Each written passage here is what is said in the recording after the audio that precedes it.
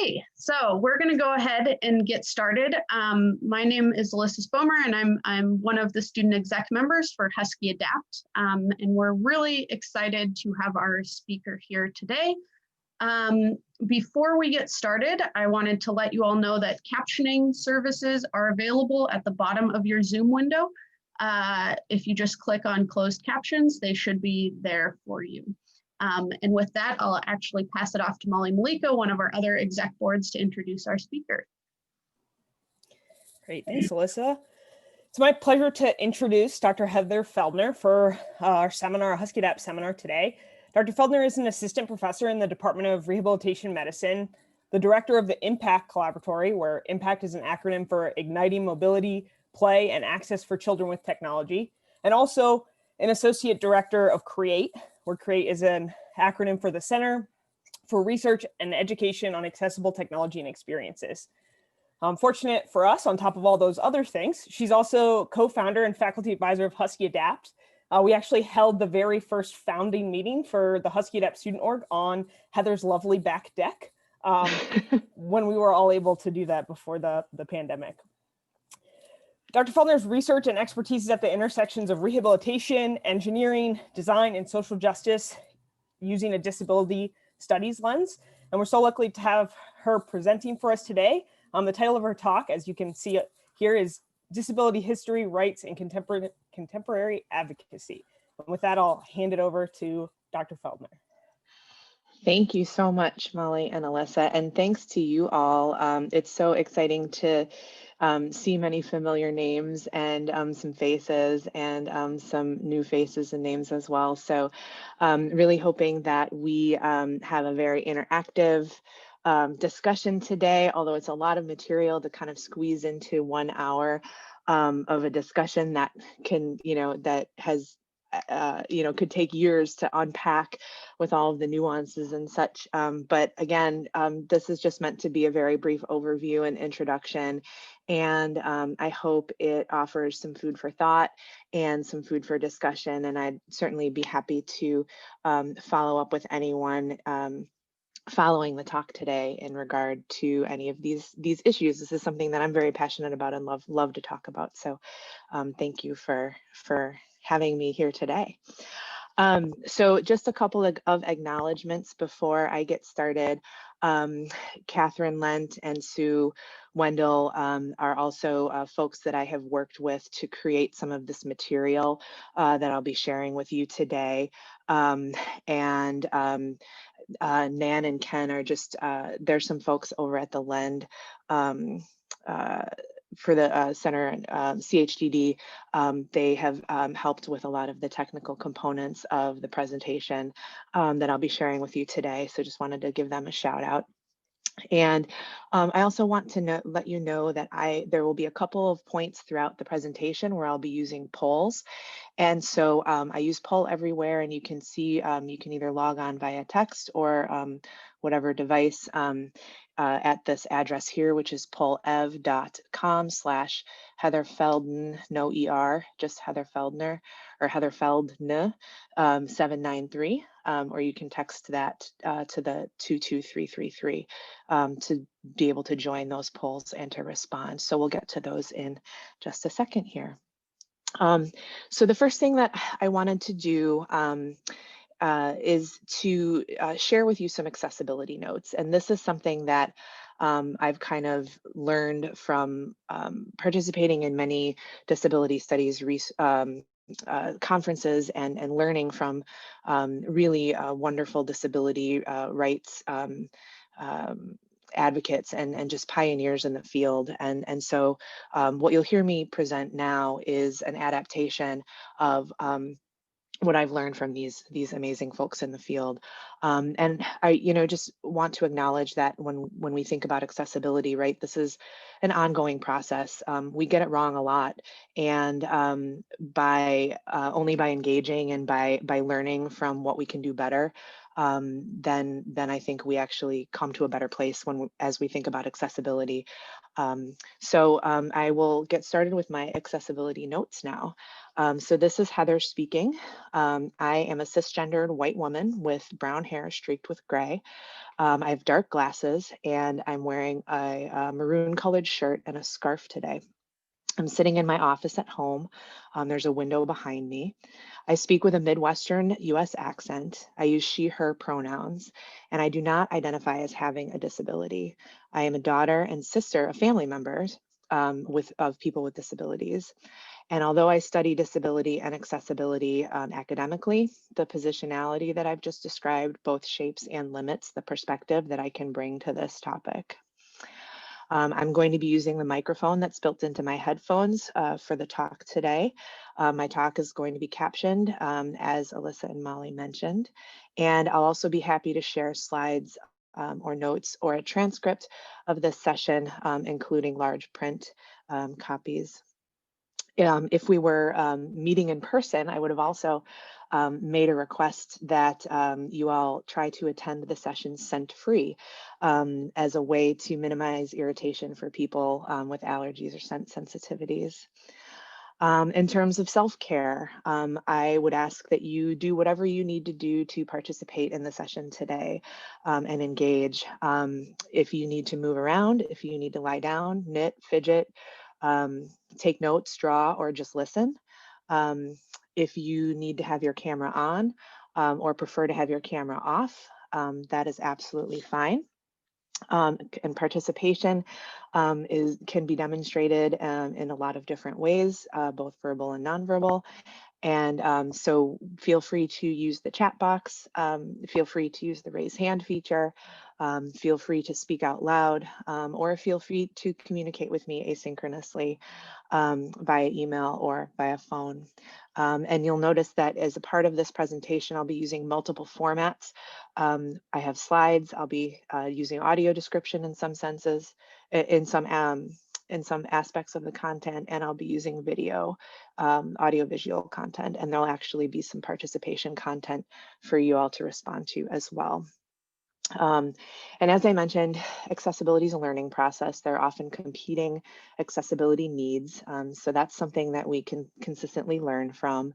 And as I mentioned, we get it wrong a lot, and that's okay because it helps us get it right more of the time as we move into the future and think about accessibility as a core function and a core feature of everything that we do academically and in community. So with that, now the version of the slide deck does not show my poll, so I'm actually going to scroll. I'm going to go over and share my screen here in a different place. And this should pop up. So this is the first chance for you all to participate in kind of thinking about what the term disability means to you.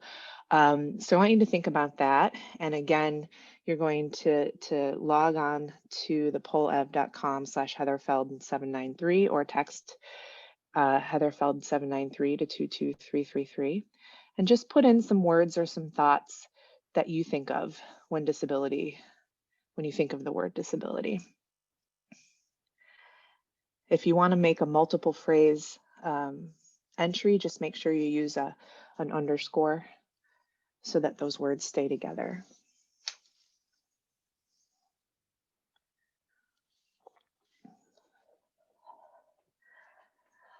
So with this group, I'm not surprised that accessibility looms large. The bigger the word on the screen, the more people have entered that in as their response. So right now, that's the biggest word. We have a lot of other words like adaptability, diversity, equity, differently abled, invisible, unique, barriers, handicap, challenge.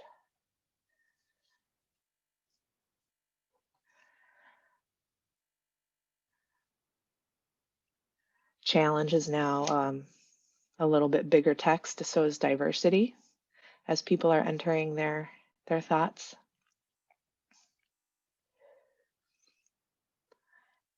And as you continue to enter in thoughts or observe how this word cloud is kind of changing, and how the sizes of the different words are changing. One thing that I always notice in an exercise like this is that these terms are very, very broad. These terms in themselves that you all think of are very diverse. And so I think that's just a really great thing to think about, that as we lead into having a discussion about disability and accessibility, that's also going to be very diverse, right? There's no one way to think about disability per se. And I'll introduce some of the different ways that we can conceptualize disability a bit later on. Misunderstood, accommodation, standard wheelchair icon, autonomy. Those are some of the other words that have been added as we've gone along here. Thank you very much for that, for participating in that. I really appreciate it. There's going to be one more as we go along here. I'll just go back to my slide presentation. Most of the time that works embedded within the slideshow, but for some reason when I do it on OneDrive, I have to back out. One of the other things that I wanted to briefly touch on, as you saw with the different responses that we just saw with the poll, there's also a lot of different responses in relation to language around disability. As you saw in the previous activity that we just did, you saw the word handicapped, you saw the word disability, you saw the word differently abled, and that is really a testament to, again, how diverse language surrounding disability is, and really how contested language around disability can be. People tend to feel very strongly about the terms that they use. And, in many professional circles, I'm a physical therapist, so in physical therapy and OT and medicine, in fields like that, person first language is really the convention. It's what's preferred. So you refer to somebody as a person with a disability. And, so much to the point where often folks get called out if they don't use person first language. It's almost a level of people taking strong offense to that. And conversely, in fields of disability studies and also in different countries around the world, identity first language is preferred. So you'll hear somebody say disabled person. And so their identity as a disabled person then is foregrounded rather than the person being foregrounded in person first language. And this largely has to do with the type of conceptualization of disability that is preferred, and what happened from within the disability community is that this became a way to kind of reclaim some language that had been traditionally used to marginalize people in certain populations, including in disability populations. So I think that that's important to recognize, that we may come from a field, or we may come from a personal background that might prefer person first versus identity first, but knowing that both of them are there, and knowing that both of them are equally valid and meaningful depending on the context and depending on the environment that a person belongs to, I think that's important to acknowledge. I also think it's important to acknowledge that our slang in English language and some of the common phrases and some of the everyday phrases that we use are often very rooted in ableist practices and in discriminatory practices related to disability. So if you think about it, it's really not uncommon for somebody to say, "Oh, you're crazy. That's insane." Or you hear, "I'm so OCD," for a person describing themselves if they're super organized. Another one you hear very often is, "That's lame." To mean something that maybe isn't as exciting, or whatnot. And those all have roots in discrimination and ableism against people with disabilities, right? So I think that it's also important call out that there's a history behind some of those terms. And that's one of the ways I think that we can all practice accessibility, is to really think about the language that we use in our everyday and why we use that language. You know, we grew up in a particular environment, and with a particular conceptualization of disability. And I think it's one of the things that we can do to contribute to that conversation is to think about the language that we use, and to understand that there is some of those deeply rooted, you know, ableist assumptions in a lot of the language that people think of as slang or as just everyday language. The last thing that I wanted to talk about is this idea of reclaiming language. And, you know, we are all in charge of our own identities. And this, I think, is something that's also seen in the idea of reclaiming terms that were previously used to demean and discriminate. And so a really kind of classic example of this is the idea of the word crip. And the word crip, you know, derived from cripple or crippled, was used to really be a, you know, kind of somewhat demeaning label that was placed upon somebody that didn't meet a particular ideal of function, whatever that be, body, mind, communication, whatever. And what we've seen over the past couple of decades is the disability community is really reclaiming this language, as we've seen in other, you know, other cultural movements and other rights-based movements for people with marginalized identities. And so within the disability community, CRIP, the idea of CRIP has been reclaimed both as a noun and a verb to really signify a sense of belonging, a sense of pride to be a part of a community, and as a means to subvert some of the discrimination that has happened as a result of that label. So the two examples that I have on the screen here is a hashtag, which is Crip the Vote. And that obviously has, you know, you've probably seen that around a lot over the past couple of months with the election. And also many of you might have already seen or at least know about the documentary called Crip Camp. So again, you know, just two wonderful examples of really reclaiming this idea of language surrounding disability. And drawing attention to the discrimination that has come about in our everyday language when it comes to that. You know, what I love about talking about this kind of topic, and as it relates to accessibility, is that discussions about equity, discussions about equality, discussions about liberation, and these are things that are becoming increasingly part of our everyday professional life. And I think reflecting on the differences of these between these concepts is really important when we're thinking about disability and access, and especially in thinking about disability history and rights and some of the things that we're going to touch on today. And so what I would love from one of the audience participants is to describe what these three panels are describe what I can't even think of my words today. What I want to do is create a visual, an image description of what this image on the screen shows. And I think it's important for a couple of reasons. First, because it will allow us to kind of think about and discuss the nuances between these different terms, equity, equality, and liberation. But also it gives you practice to engage in image description, which is also an important part of accessibility. So who would like to describe the equality panel? And again, feel free to use the chat box, jump on in, unmute yourself, or use your raise hand feature. And Molly and Alyssa are gonna help me manage that. Oops, sorry about that.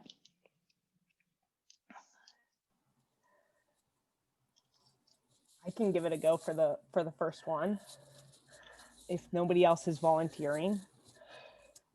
Molly, you just got to let them sit in silence for a few more minutes. Okay, I'll let That's them sit in silence for a no. little bit. Go right ahead. Thank you. Okay, there's 3 though, so we'll let them think about the. So the image on the far left is labeled equality, and there's a baseball game, and 3 people watching the game, but there's a fence blocking them. And in the first image, each of the 3 people has a sort of box underneath them. The 3 people are different heights. That's a key point. That's a key point. Such that when the 3 people each have a box that they're standing on top of to view the game over the fence, 2 of them can see. The tallest one and the middle height person are able to see the game, but the shortest person isn't able to see the game with just one box that they're standing on. Thanks, Molly. That was great. Well done. Well done. Who would like to describe the equity panel? All right, Susanna. Thank you. Am I saying your name correctly? Yes, Susanna. Hi. Okay, Susanna. Thank you. And hi, everyone. I'm Susanna. I use she, her pronouns. So the equity image is the second of 3 images on the screen. Like the first image in the background, there's a baseball game going on. In the foreground, the image is labeled equity, and there are the same 3 people. One which is described as tall, who standing on the ground can see over the fence and is watching the baseball game. The second person is shorter than the first and is standing on one box and can also see over the fence and watch the game. And the third person is the shortest of the 3, is standing on 2 boxes and can also see the game. So each of the 3 people are at the same height over the fence, with the first on the ground, the second on 1 box, and the third on 2 boxes. Awesome. Thank you, Susanna. That was a great description. How about the third panel? Who wants to describe that one for us? I can do the third panel. Thank you.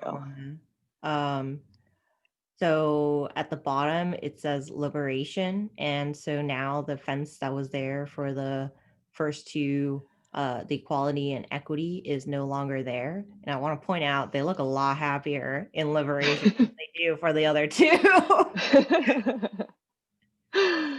Excellent observation. Thank you, Momona. Absolutely. Thank you. So what I love about this set of images, and thank you all for doing the visual descriptions.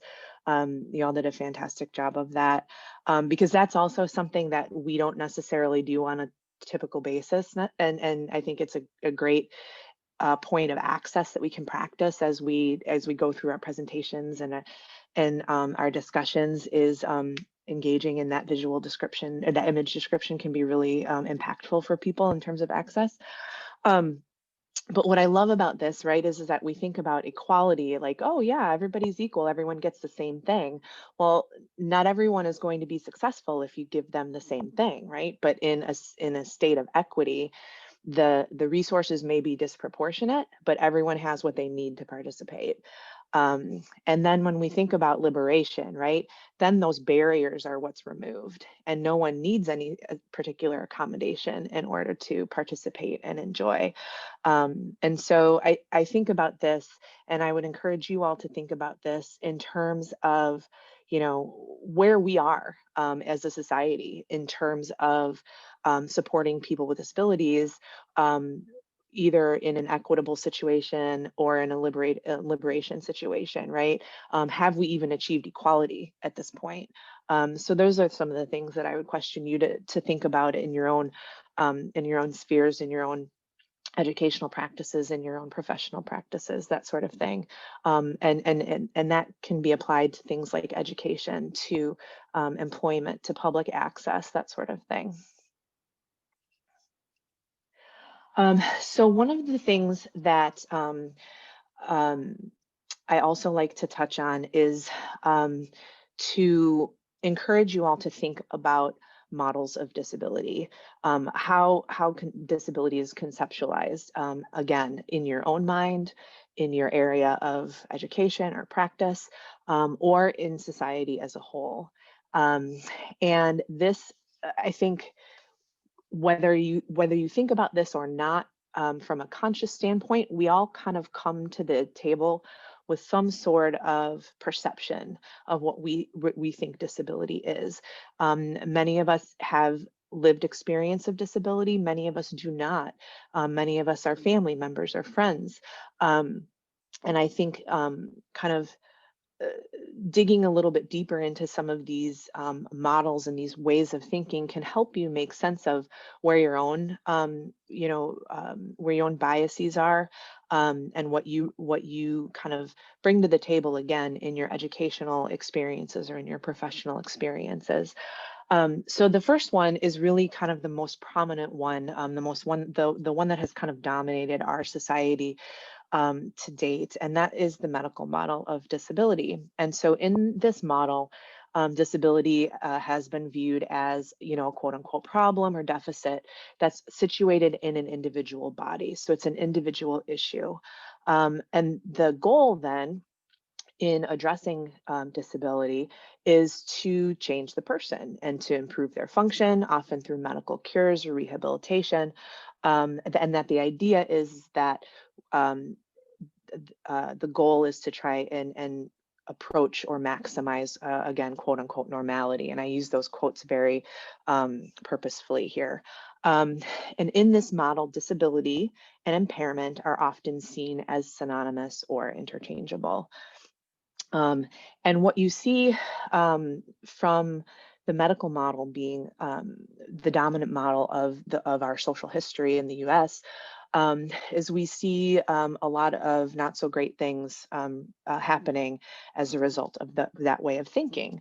Institutionalization, people with disabilities, young and old, have been forced to live apart from their families. They have been segregated, both in terms of day-to-day care as well as their education.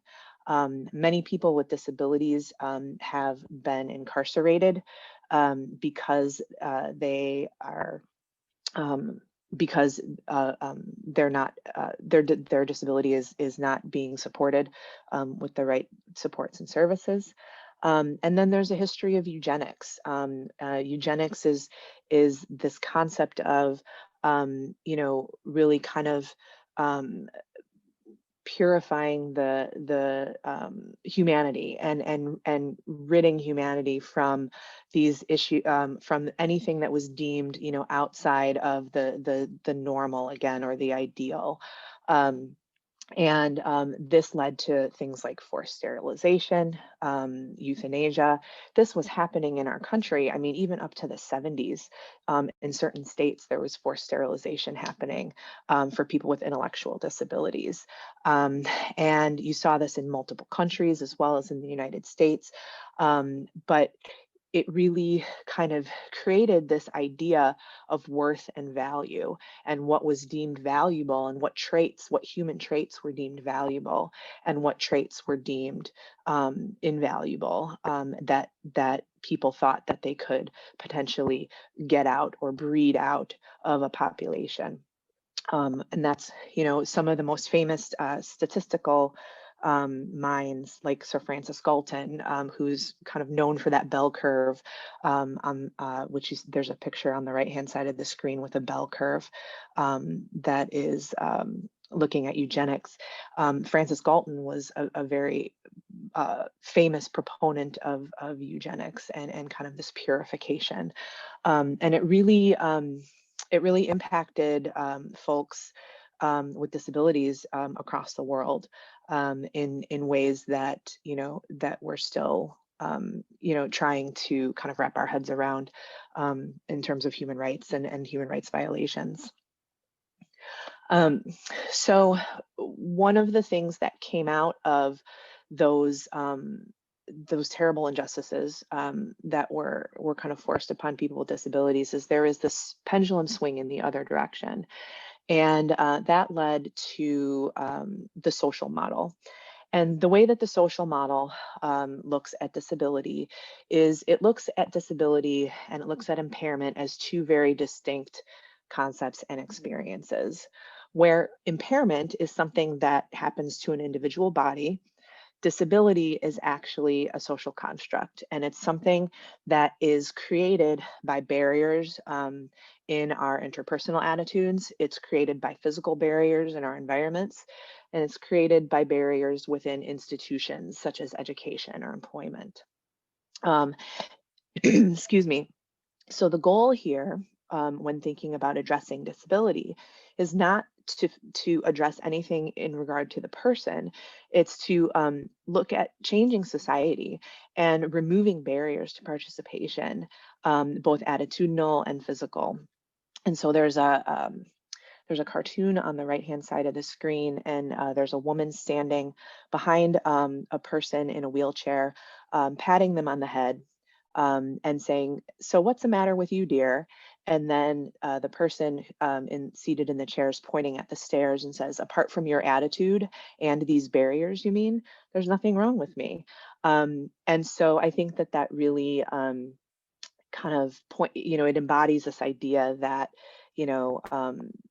a person has their identity, and their identity is not necessarily defined by their impairment, but that they're still running into all of these issues, both in people's attitudes as well as in society and the built environment that are that exist because we have not designed to be inclusive, and we have not generally thought in our attitudes to be inclusive. The default is that, from a medical model standpoint, disability is bad and sad and should be fixed. But from a social model standpoint, disability is just fine. It's another part of human diversity, and it's attitudes and physical barriers that should be fixed. Does that make sense so far? Awesome, thank you. There is another model of disability called the minority model that recognizes that people with disabilities are one of the largest marginalized and oppressed groups, and that even though individuals within the minority group are very have individual traits and needs and characteristics, that they share elements of a collective identity that has led to their marginalization and oppression. So you can really see the intersection here and the overlap between people with disabilities and other marginalized groups, such as Black and Brown people.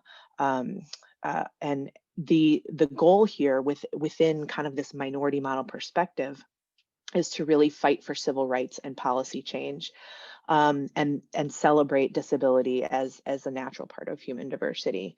And so disability identity within this model is really celebrated and seen as part of a unique culture that can contribute to the overall social culture of our diverse world. And finally, the last model I just wanted to mention is one that's known as the political relational model. And for me, as a physical therapist, when I started learning about these different perspectives, this model was something that really helped me kind of reconcile, the work that I do as a rehabilitation professional, right? How can I be a rehabilitation professional and still kind of recognize that I'm a part of a medical system that has continued to oppress and marginalize people with disabilities. And this model really helped me kind of wrap my head around that.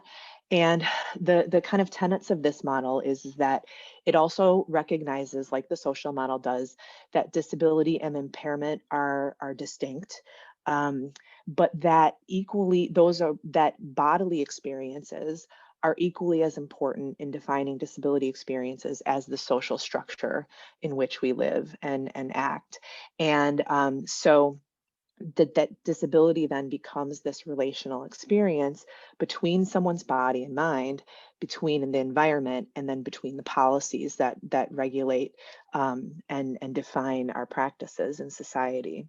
And so in this type of view, it's, this comes from Alison Kafer, who is a phenomenal disability rights activist and disability studies scholar. And she talks about, her book is called Feminist Queer Crip. It's an amazing book. I would highly recommend it, and I'm happy to share a resource. She talks about in her book how, it's perfectly valid to mourn changes in bodily function, or to seek treatment for that change. But it's equally as important to fight against the systems that push back and create an oppressive system in which people who move, who think, who communicate differently are considered to be less than normal, or that to really push back on that, even as you're going through and seeking treatment for things like pain. So the need for assistive technology, the need for medication, all of those things are really important, right? When you break your leg, the social model is not going to do you much good. You need medical care to take care of your bone and to fix your bone.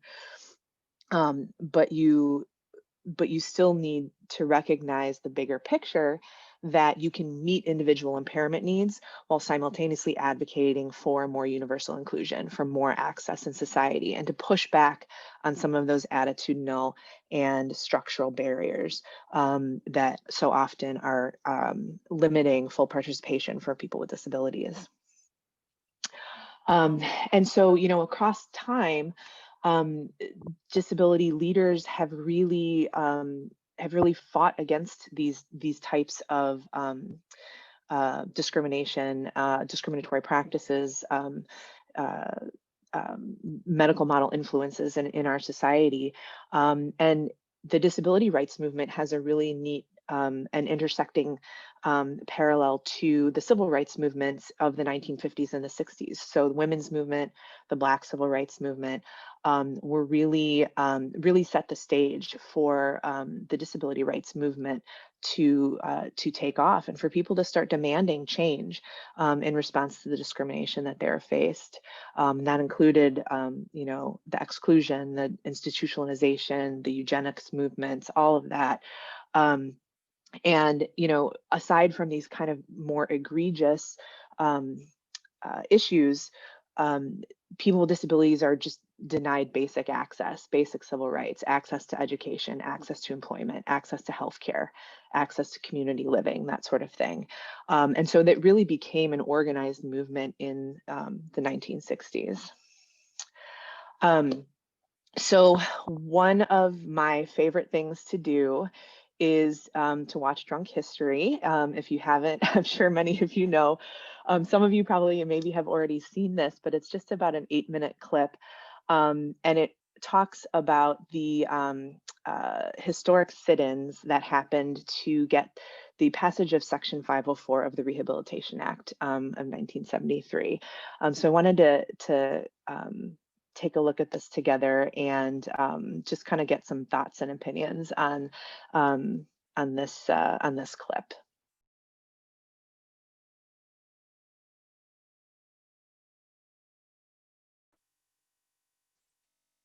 Can everyone hear me again?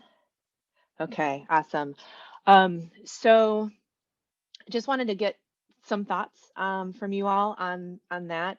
Again, I never tire of watching that for many reasons, and I would just love to hear a few of your thoughts, again, either in the chat or just jump on in, whatever you feel comfortable doing.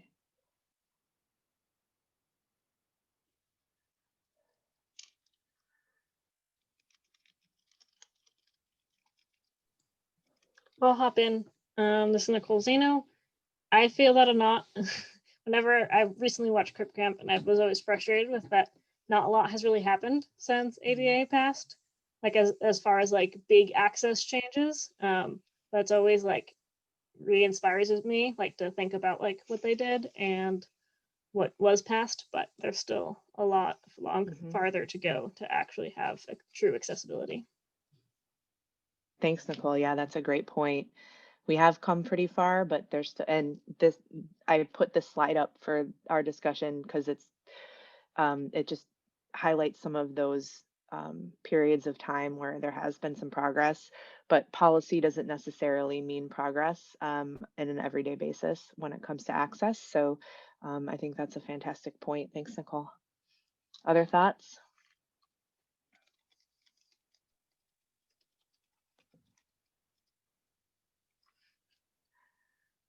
Susanna's. Oh, I go was for it. just going to talk about the comment in the chat, but I see Yeah. that you see it. Yeah. So Susanna was saying it's great to see disabled actors in the clip, and that's one of my favorite parts about this clip is that so much of disability representation in the past has been, has been done without disabled people actually having a voice or having a role. You see these Oscar-winning performances of people who are not disabled playing disabled people, and there's a lot of pushback from the disability community on that. And so one of the things I love about this is that it really drew from the disability community to make this piece. I was glad that the piece included some of the support from the Black Panthers, because I've read about how that support was really crucial in making those protests work. And I think that bringing sort of things to now and thinking about how can sort of we support things that affect us directly and also support other oppressed groups, that, and I don't know, I think it's part of the thing that helps me compare it to now a little bit. I love that. Yeah, it's really the intersectionality of the disability movement. There are so many parallels between like the Black Civil Rights Movement, for example, but there are also so many people in the disability community that are Black and brown or BIPOC, that are doubly discriminated against because of their color and because of their disability status. And so you really can't separate the disability rights movement. There's so much intersectionality entwined in within this movement and within other movements, because so many people have multiply marginalized identities. So I think you see that now in terms of modern activism as well. The other video that I would recommend, I'm not going to show it right now, but you have there. The link is here in the slides, and we can put it in the chat as well. This is another short video about the signing and the passage of the Americans with Disabilities Act, and we just celebrated the 30th anniversary this past summer, and it really kind of gets back to Nicole's point about there's been so much went into the passage of this, and it was such, it's still to this day is really it's just such a widely comprehensive anti-discrimination legislation, and countries around the world have based their own disability legislation around the ADA, and what I think of is that we talk about now, right? The ADA is a minimum; it's not a gold standard, and we still know that there's so many places that aren't necessarily even conforming to the ADA, or things it's really complex to try and think about like retrofitting a lot of physical structures that were built before the ADA, and that's a complex process, but this idea of the ADA being a minimum and not the ideal, I think is something that I think about a lot, and the other reason why I like to show this video sometimes is that it also kind of gets at that idea that there was diversity in terms, I mean, you can just look at this picture and see there's diversity in terms of disability, but there's very little diversity in terms of, race, ethnicity, gender, that sort of thing. And so we do still have a long way to go. And this is still just the beginning of what we can do to maximize the protections and what's in place in terms of the ADA.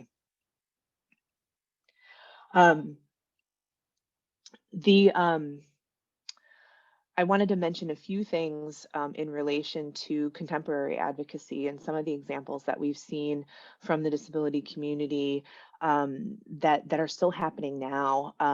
Just over the past few years, there's been a lot of protests and a lot of sit-ins regarding healthcare, regarding transportation, regarding access to things like complex rehab technology. And people in the disability community are still very active in advocating for their rights. Um, and that you see that in the news regularly. You see even challenges being presented in terms of the leaders and politicians in our country in terms of where disability is in the agenda, and really this push toward continued work toward inclusion and accessibility. Some of the other ways that I think advocacy is happening today is, there's a platform for so much more in terms of media. TED Talks have become such a staple in all of our lives, and Stella Young, who is a late disability activist, she has an incredible TED Talk about this idea that she's not anybody's inspiration, that people with disabilities are just going about their day, and we've created this environment in which people with disabilities are become very inspirationalized, either infantilized or inspirationalized in terms of just going about their everyday business. And she says, I want the day to come where I don't wheel into my classroom that I'm teaching and the students are surprised to see that there are professors in a wheelchair. And so that's a really great resource if anyone is looking for more information about this. In addition, we already mentioned Crip Camp. There's another great documentary, Fixed, that really looks at this idea of human enhancement and kind of the interface between human and machine, and offers a really interesting perspective both from disability rights scholars as well as folks that are creating exoskeletons and looking at kind of the role of robotics and other technologies in enhancing human function. So that's a really interesting and thought-provoking documentary as well. And I think more and more, we're seeing accessibility statements, we're seeing diversity statements. It's a contemporary issue, and the work that we're doing, especially around disability, continues in a lot of different ways. Wanted to just provide some additional resources. Even more recently with the COVID pandemic, there has been some really great writing and activism that has been done surrounding the idea of who gets to have treatment in pandemics. You probably heard stories of hospitals creating decision trees about who gets ventilators. And oftentimes disability was a key factor in those. And that, is just not only flat out illegal, it really kind of speaks to the ethics and medical decision making that that's still kind of, we're still framed in this medical model way of thinking. And in addition, the special education services in schools, that's been severely impacted by COVID. And, as this one special educator noted, in terms of her students with disabilities, they're the last ones to be considered for everything in our school. And again, it just speaks to the work that has yet to be done in relation to the current situation that we're all living in. The last thing that I wanted to touch on before opening it up to some questions and comments is just this idea of ableism, and defining ableism and thinking about where we see it happening in our educational circles and in our professional lives. And so when I think about ableism, what I think about is a set of taught practices, right? Whether that's conscious or subconscious. It's a bias against people with disabilities and illnesses, which assumes that ability is the norm. And so people must either strive to be as quote unquote normal as possible or change to fit the system that they're trying to be a part of, rather than the system becoming more inclusive to a diverse group of people. And so I think, for me, there's ableism literally built into the structure of our world, right? And if there's a place that doesn't have curbs, curb cuts, or if there's a place that doesn't have ramps, or if you have to access a building and the ramp is in the back, and what message that sends socially about not being able to go in the same entrance as everyone else, right? There's that segregation piece. And, I think about how do we begin to address this at varying levels, both personally from a department standpoint, as well as larger, institution and society. I think it's real. I think it's something to acknowledge and to recognize that we're all a part of, and so that we can all be a part of the solution of calling this out and really bringing disability into central conversations about diversity, equity, inclusion within our, within our educational and professional circles. So I definitely would love to. I know we're kind of at time here. For if for those of you who are going to be heading out right now, thank you so much for being a part of this talk. If you have a chance to stay and ask some questions or offer some thoughts, we'd love to hear from you.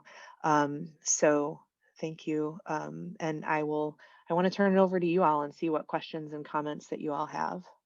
I'm going to pull up another poll while we do that. Maybe that's, another thing that we can do kind of as our exit activity as we're starting to talk about some of these things. Questions, comments?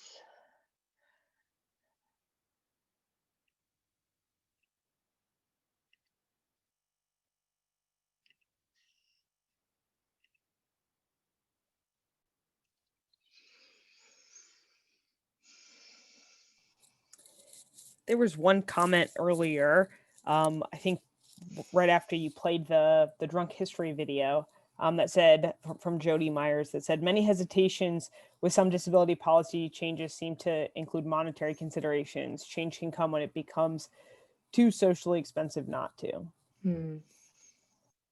That's a great comment. Thanks, Jody. Hi, Jody.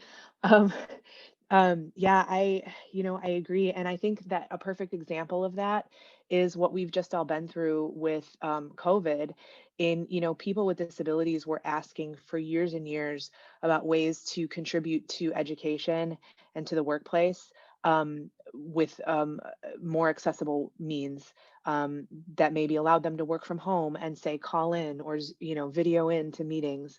And as soon as the bulk of the population had to deal with COVID and had to deal with the risks of being in person, then suddenly it became very acceptable for us to, to consider remote work as a very viable solution, and financial decisions were made to support that, where previously that was considered too much of an expense. So I think that's a great point. There's actually a great poem by a disabled poet. It's called Zoomlandia, and it talks about just that. I have to remember the poet's name, but I'll type it into the chat when I find it.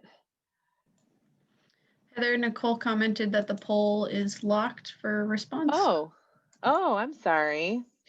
That's all right. Why don't you share instead, and I'll fix the poll while you're doing that.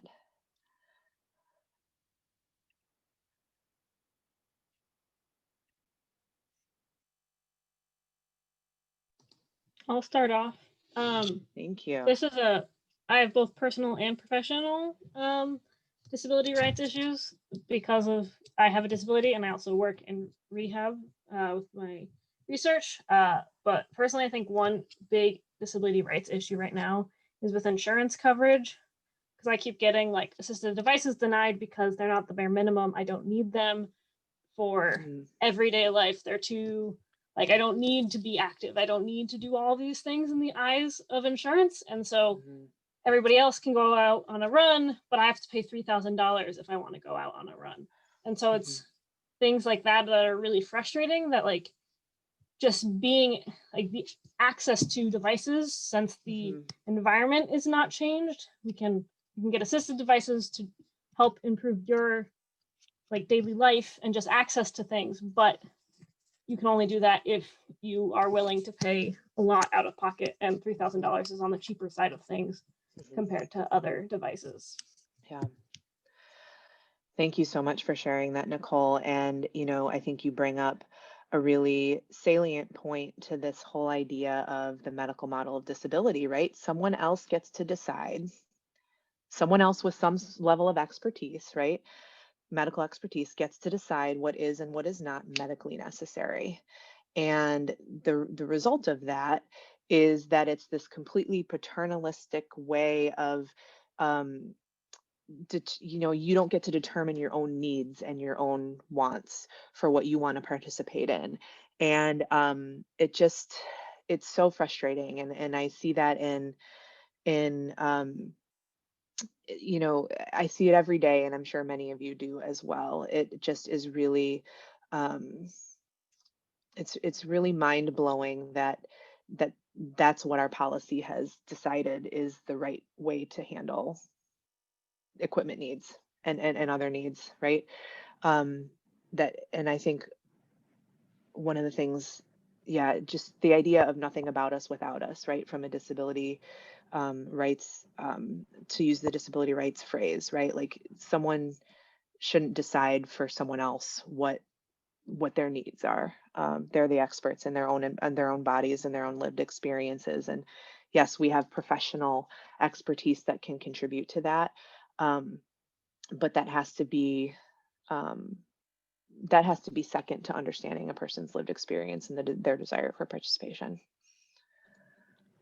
Kind of along that similar line, it's this double standard almost of the medical profession telling able-bodied folks like, hey, you need to be physically active. It's important for your health. If you're not, it leads to heart problems or whatever else down the line. But then also that same group saying, hey, for this huge portion of the population that needs these accessible tools, well, I guess physical activity isn't important for you all. Like that's basically what the message that they're sharing by restricting access to these quote unquote luxury devices.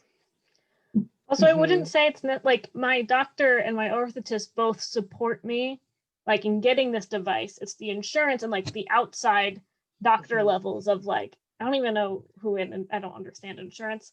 But it's even like that level. So like even a doctor saying that like, oh, you need this is not enough, then what is enough and how can that actually be changed? Because I would trust the doctors to do the best interest to their patients.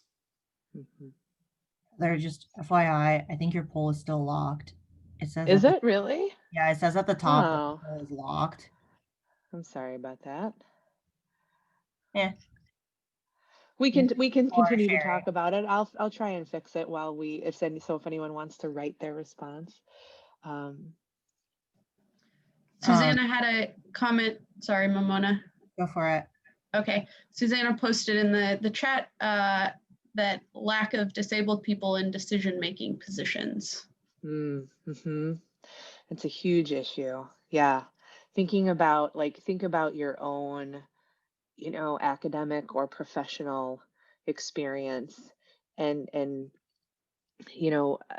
how many folks, and that's a hard thing too, right? Because then you get into this whole idea of like visible versus invisible disabilities, right? And so you never can truly know, but just from the employment statistics of people who identify as disabled, it's scary compared to employment statistics for non-disabled people. And I know it's something that we're actively working on. Like we're actively working on it, in our departments, but I think it's hard because where's the pipeline for that if there's been discrimination again in the educational experiences and the access to opportunities kind of down the pipeline, right? So it's a really complex thing to think about. But you're absolutely right. We also talk about it just in terms of, doing this doing this presentation, right?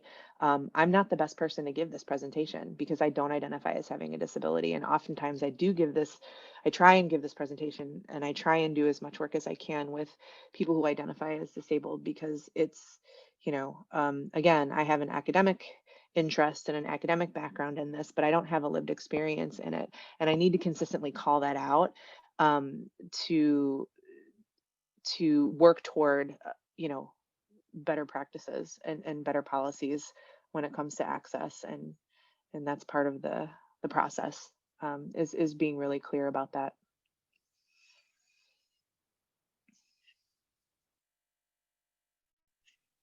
So this is Mona. I had a question.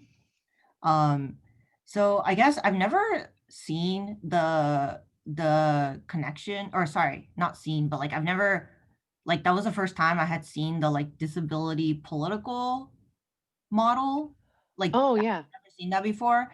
And I was curious what your thoughts were on, like, as academics, as people in like quote unquote like the white ivory tower, like do we have, if any, responsibility towards making sure that we are part of political action towards improving access and stuff like that?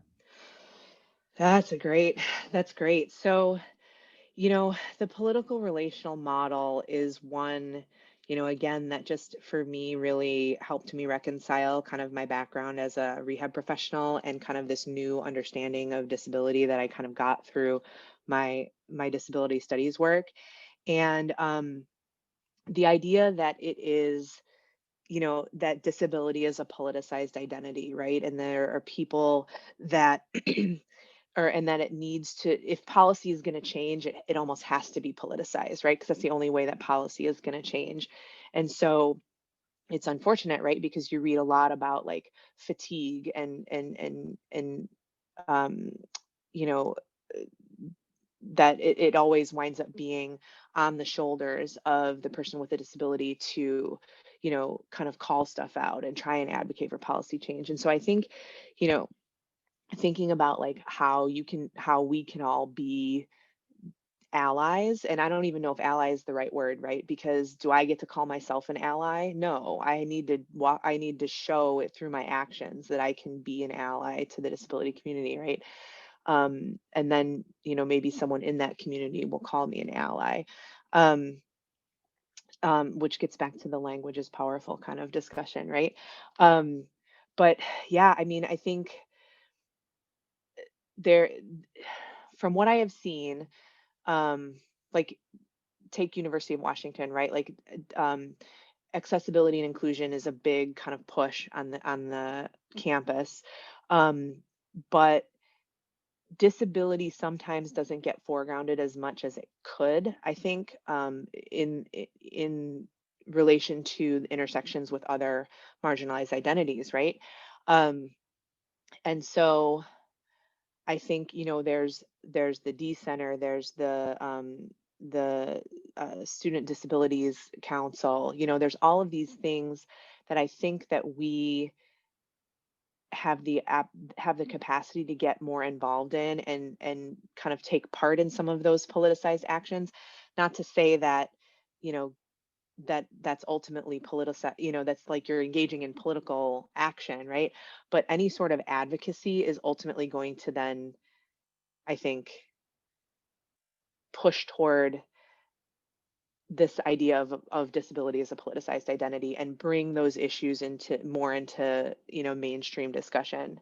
So I don't know if that really answers your question, because I think it's just really tough to kind of think about like, well, how do we do more, right? And I think for me, um, I try and do that through my research, or I try and do that, um,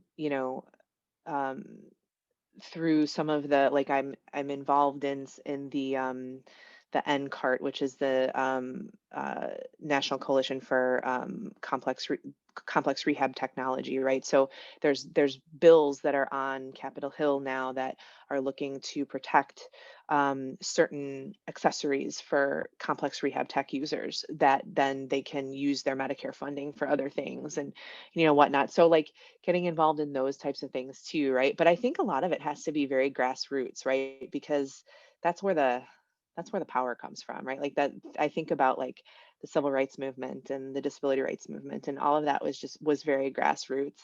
It wasn't ivory tower, right? Like we look back on it now from an academic standpoint, but it was really this kind of like on the ground mobilization. So I think like seeking out opportunities to do that is one way of doing that, right? And I think bringing academic attention to it is another really important thing, and having these discussions is really important thing, right? But kind of, you know, seeing about ways to get involved. Like what we do in HuskyADAPT is a perfect example of like actionable, like grassroots action that then filters up, right, to the people that need to hear it, that think, oh, you know, our toys aren't accessible the way we designed them. We need to think about that, right? So that's a long-winded answer to, I don't know if I answered your question, but it's a really complex and good question for sure.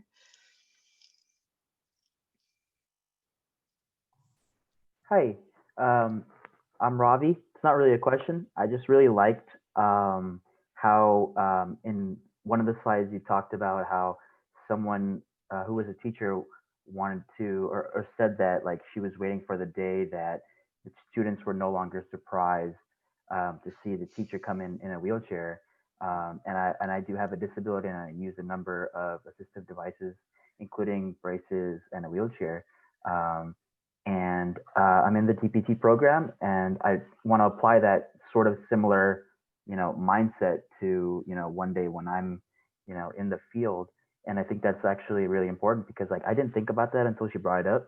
And I think, you know, as someone like with a disability, it becomes so like common that like, say if I'm doing something, like say I go to a skate park in my chair and I want to, you know, do some cool stuff with it.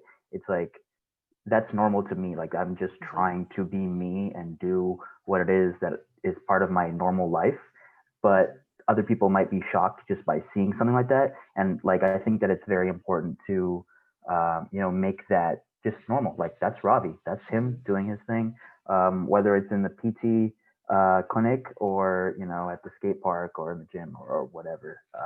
And I think that's really cool. I really like that, how you brought that up. Awesome. Thank you for that, Ravi. That's great. Yeah. And, you know, I think as there's for those of us like in rehabilitation professions, right, or engineering professions, you know, or whatnot, it is, you know, we still kind of exist in this medical model way of thinking, right? And so, you know, I think that's really, I heard this phrase. I was attending, it was a women's it was like a women's faculty day thing, and you know, we were talking about a little bit about the disparities of women in science and medicine, and I'll never forget the phrase that she said. She said, just existing in a space that wasn't designed for you is resistance, is, you know, pushing back against that you know, that perceived norm that shouldn't exist, right? And I love that, and I feel like that's I feel like, you know, that it's just one of those things that Stella Young talks about in her TED Talk, that, you know, it shouldn't necessarily be on your shoulders to educate people about, you know, using your wheelchair at a skate park, right? Like, so just being there and existing helps push those boundaries to challenge people's assumptions in a way that I think is that kind of helps to, you know, kind of fight against the ableist ideals and the ableist assumptions, right? And it's just people doing their thing, and I think that's really powerful. Thank you.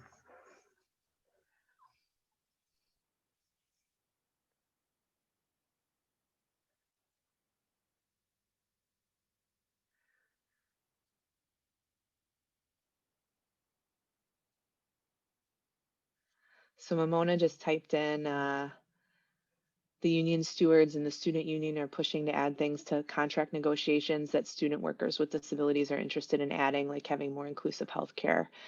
If you're interested or in hearing more or getting involved, please email her at my13@uw.edu.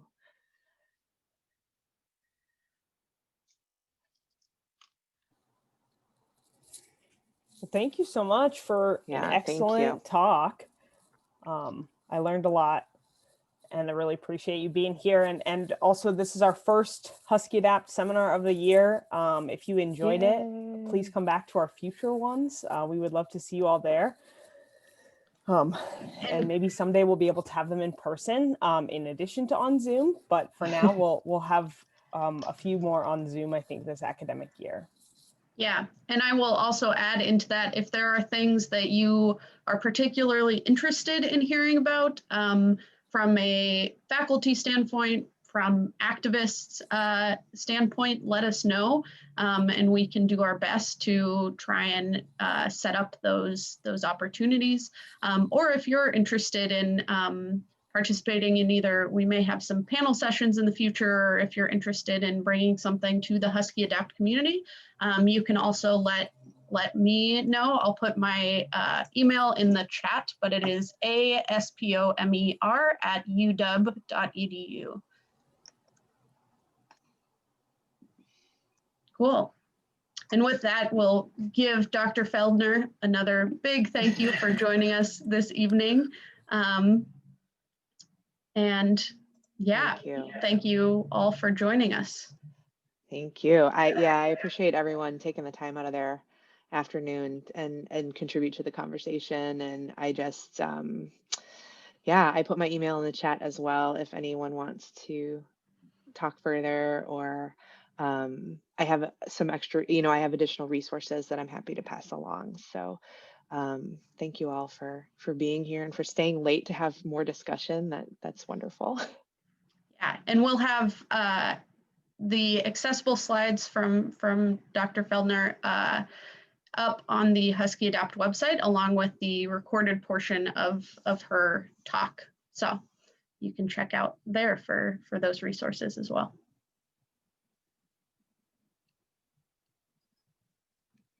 Thanks, Heather. Good to see everybody. Bye. Miss y'all.